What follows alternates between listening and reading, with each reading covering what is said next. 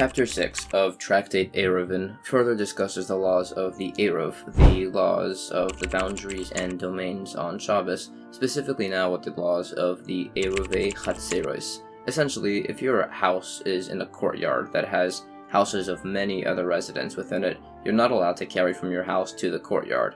However, if before Shabbos a loaf of bread is collected from each house and put into one house, this symbolically makes it as if all of the residents live in that one dwelling, and everybody has a full ownership of the courtyard, therefore meaning that you and everybody else can carry from their house to the courtyard. The first Mishnah states, if one of the houses in the courtyard is owned by somebody who worships idols, or just somebody who doesn't hold with the laws of an Eruv, you can't make an Eruv Chatzeres. Others say it still is permissible, it's only a Jewish person that can cause issues with invalidating an Eruv by not participating. There's an incident mentioned where a Sadducee heretic was a part of an Eruv and caused issues for the sages. The Gemara questions the logic by not allowing an idol worshipper by this, and it says that it's whether you hold that by these laws of an Eruv if an idol worshipper's house is considered to be a residence. There are further laws clarified by this. For instance, the concern is that this person won't want to rent out his rights in the courtyard, as this individual is worried that the Jewish person might not return his portion of the courtyard, which means it'd possibly be allowed by an informal rental, which is defined, or possibly not, as maybe he's concerned that the Jewish person wants his right to the courtyard to do something with sorcery, so he therefore won't allow it, and this is discussed further. These laws are further defined. There's now a lengthy portion on the prohibition of a student from giving legal decisions in the presence of their teacher, the explanations, opinions, and cases, and distances between the student and teacher are discussed. There's also some verses explained about Yeshua and other similar points. There's a case brought where a number of Jewish people lived by a mavoi with one non-Jewish person who didn't want to participate in the Eruv, so they were advised to all relinquish the right to one of them, making it as if there's one Jewish person and a non-Jewish person sharing ownership of the mavoi, and it's permissible for him to make an Eruv in that case. This was permissible as it was an unusual occurrence. This is discussed further. Some recommended just asking the guy if you could store something in his courtyard, thus making it technically legally similar to his employee, which means that you're not able to use his Eruv. This point on employees is discussed tangentially a bit. It now gets into a very long bit about how wrong it is to pray while intoxicated. There's more on this, how to get rid of intoxication and the intoxication rates of certain wines, and also not to ignore and leave food lying on the ground.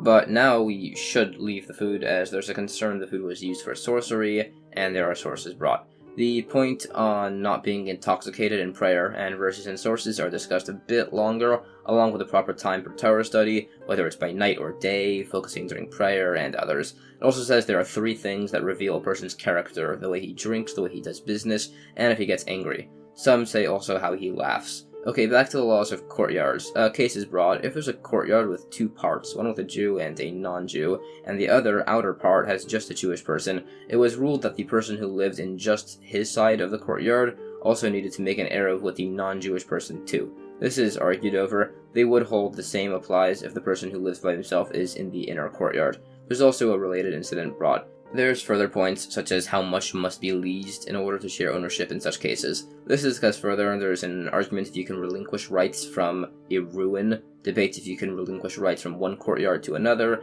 and there's an opinion that if you forgot to participate in an Eruv, you can relinquish your courtyard to fix this. The laws on this topic are discussed a bit further. It also says an opinion that a non-Jewish person's house, if it has an entrance of 4x4 handbreadths and opens to an empty field, even if he uses his other entrance to bring camels and wagons through to the mavoi, it doesn't limit the others from making the Eruv without him, as we assume the entrance to the field is his main entrance, which is his exclusively. There are some similar cases discussed and further points by a Karpov lot.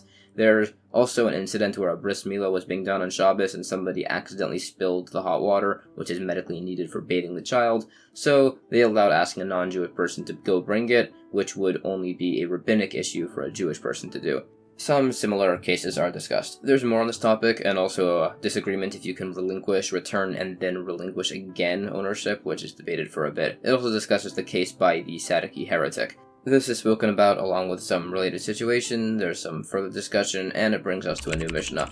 If somebody forgot to participate in an Eruv in a courtyard, but relinquished his rights, everybody can use the Eruv for their own houses, but not him or his house. If everybody else relinquished their courtyard rights to him, he can carry around, but they can't. If 2 people forgot, they're both stuck from using the courtyard, as 2 people can't relinquish and receive rights. Beis Shammai says they can only relinquish their rights before Shabbos starts, while Beis Hillel says they can do it even after. If someone relinquished their rights and then mistakenly used the courtyard anyways, it's an argument if this is considered a retraction of his relinquishment. The Gemara clarifies details on these cases. Points on relinquishing rights in a courtyard are further discussed. There are some further points. It goes over the rest and it says the argument between Beis Shammai and Beis Hillel, if you can relinquish your rights on Shabbos, is if you hold that it's a transfer of rights, which wouldn't be allowed on Shabbos, or an abandonment of rights, which is permissible. New Mishnah. Generally, if 3 neighbors are partners in wine ownership, that already creates an Eruv, and they don't need to make one. If you're a partner with one with wine and the other with oil, it's an argument. The Gemara clarifies an opinion that still, in this case, the wine must still be placed in one container, and it brings a source. Others disagree, saying that they could be kept in 2 containers, as wine and other wine are fit to be combined, unlike wine and oil. The opinion that allows wine and oil is where the case is a courtyard between 2 mavoi alleys, and the middle courtyard can join in an Eruv with the others, even if the outer courtyard hasn't created an Eruv with each other. Or it's just like the opinion that allows for the combination of wine and oil to be considered one entity. This topic is argued further. There's also argument on the foods required when making a shittuf, whether it's bread or wine or otherwise. New Mishnah. If 5 groups were divided into 5 areas of a massive room in a large house, Beis Shammai says each group needs an Eruv. Beis Hillel says they can use 1 Eruv for all of them, unless they're quartered in rooms or upper stories, in which case he'd require an Eruv for each group also. The Gemara says the partitions here are makeshift dividers. If they were proper dividers 10 handbreadths tall, both opinions would require an Eruv for each group. Some say the argument is where the partitions don't reach the ceiling, and similar. These opinions are all argued on. New Mishnah. Brothers who eat in the same house of their father, but then sleep in their own homes, they both need to participate in the Eruv, or else relinquish their rights. But if the Eruv is placed in their father's house, or if they are the only residents in the courtyard, they don't need to make an Eruv. The Gemara tries to say that this shows that the place you sleep determines your residence, but perhaps not.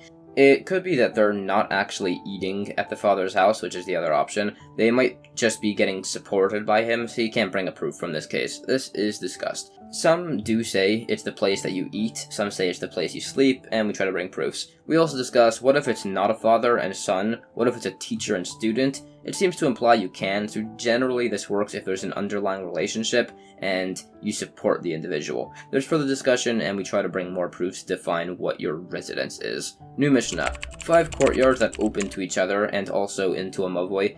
If they make an Eruv to join their courtyards, they did not make a shittuf to combine the mavoi. So they can walk in the courtyard, but not the mavoi. If they created a shittuf for the mavoi, then they could also walk in the courtyard. If they merged both the courtyards and the mavoi with an Eruv and the shittuf, and one of the members of the courtyard forgot to participate, everybody else is still allowed in either one. If one of the members of the mavoi forgot, they can use the courtyard, but not the mavoi, as the relationship between a mavoi to its courtyard works similarly to the relationship between a courtyard and its houses. The Gemara clarifies whose opinion this is like, and there are similar cases brought. There's further discussion and variation by Eruvin. Other cases are also brought. New Mishnah. 2 courtyards, one lined up behind the other. If the inner one joined in an Eruv and the outer one did not, you can carry in the inner one but not in the outer one. If the outer one made an Eruv and the inner one did not, you can't use either of them. If both of them made their own Eruv, they both can be used individually, but you can't cross over between them. Rabbi Akiva says that the rite of passage of the inner courtyard disallows the outer ones. The rabbis disagree. If one resident of the outer courtyard forgot to join the Eruv, the inner courtyard is allowed to be carried within, not the outer one. If a member of the inner courtyard forgot, you can't carry in either of them. If there was an Eruv placed over both courtyards and anyone forgot, both are invalidated. If one person lives in both courtyards, they don't need to make an Eruv. The Gemara clarifies both of these listed opinions. The other cases of the Mishnah are also described along with the logics of Rabbi Akiva and the sages. There's a bit more miscellaneous cases discussed and some further qualifications, and that's the end of chapter 6.